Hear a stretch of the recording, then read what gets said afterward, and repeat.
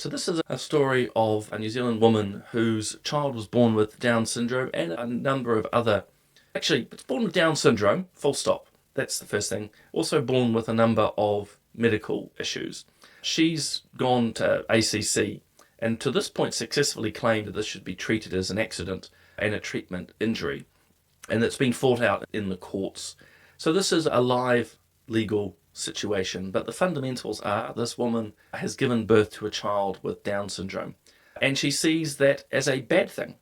And I just want to call that out first and foremost, because I don't actually see those living or have Down syndrome as any less human than myself or with any less dignity. In fact, as to put it quite bluntly, I find this quite insulting that friends of mine who do have Down syndrome, who I think bring so much joy into the world because of their humanity, like all of ours. The second point I would make is you can feel for this woman. It must also be a struggle. As I say, the child has a number of medical issues as well. But there's very rare, I would suggest, that we have, if you will, perfect, in inverted commas, children born.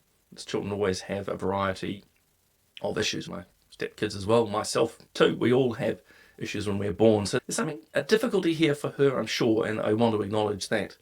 But I was thinking about this before I came on live to the studio, is put yourself in the shoes of this particular child whose mother is saying, I actually don't really want you.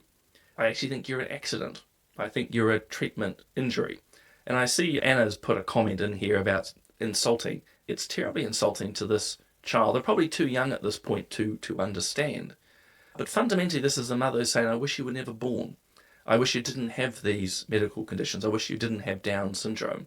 And I just think that's absolutely tragic and insulting, and it's a denial of fundamental human rights.